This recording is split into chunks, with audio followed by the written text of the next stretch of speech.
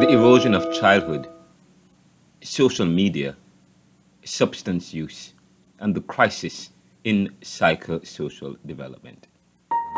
I'm Renaldo McKenzie, and I'm the host and creator of the NeoLiberal podcast and the editor-in-chief here at the NeoLiberal Journals and the NeoLiberal Post at the NeoLiberal Corporation. And I have an article that I would love to share with you today, which we are getting ready to publish in those magazines. It is entitled it's a serious subject, The Erosion of Childhood, Social Media, Substance Use, and the Crisis in Psychosocial Development.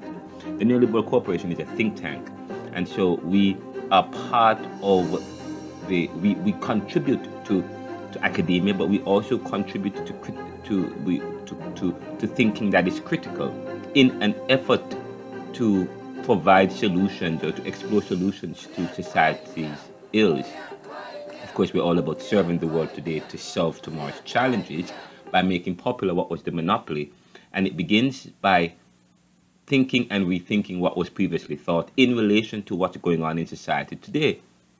And I begin the article, and I will begin this presentation by saying that in a rapidly evolving digital landscape, the traditional framework for children's psychosocial development is being eroded. The slow, deliberate exposure to stimuli that once characterized childhood has been replaced by a world where social media reigns supreme. Parental guidance is often lacking, and tolerance for potentially harmful behaviors such as marijuana is on the rise. Gone are the days when children could navigate the complexities of social interaction at their own pace. Guided by parental wisdom and faith-based values, instead, they find themselves thrust into an environment where reality TV and pop culture glorify superficiality over substance, leaving them ill-equipped to engage meaningfully with others. The consequences of the societal shift are dire. We are witnessing a disturbing uptick in senseless killings, suicides, and mental health crises among our youngest citizens. This is unprecedented, and the correlation between these tragedies and the increasing prevalence of drug use, particularly marijuana, cannot be ignored. As the age at which children are exposed to these substances continues to plummet, so too does their likelihood of experiencing long-term effects on brain development, personality, and well-being. Let me say that again. As the age at which children are exposed to these substances continues to plummet, so too does their likelihood of experiencing long-term effects on brain development, personality, and mental well-being, which is now starting at a very early age, earlier than usual.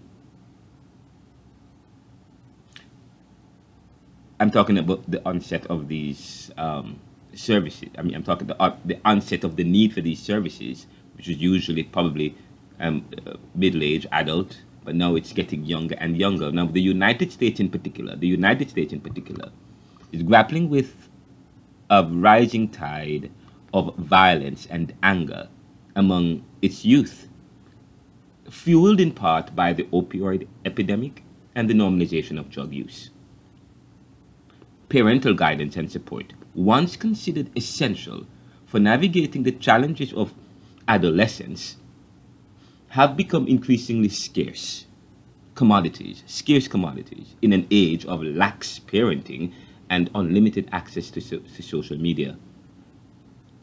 As a society, we must confront the reality that our children are being exposed to harmful influences at an unprecedented rate. It is no longer enough to simply hope for the best. We must take proactive steps to educate parents, implement policies that protect our youth, and invest in programs that promote healthy development and resilience.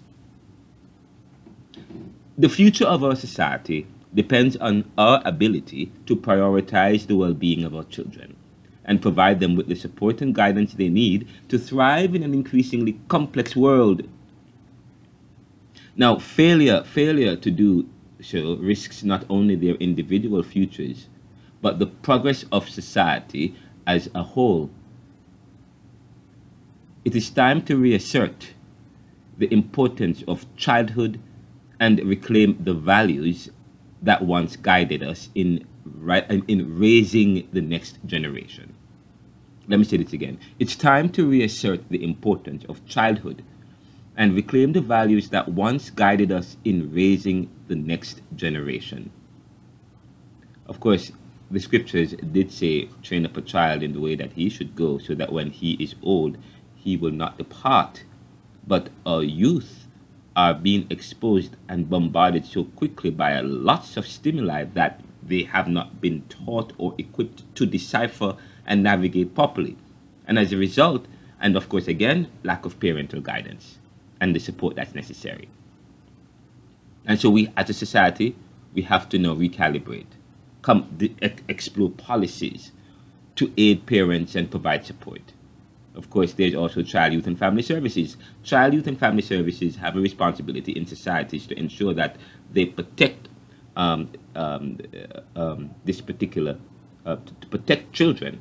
And part of protection is also ensuring that policies are in place that promote proper parenting and guidance.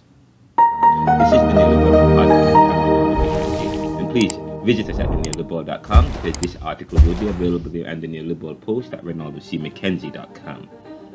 Of course, you can support us by going to anchor.fm/theneoliberal/support, or going to theneoliberal.com and going to our menu and click on Support Us, and you can support us. We do need your support. Thank you so much for making us the NeoLiberal podcast. Well, good.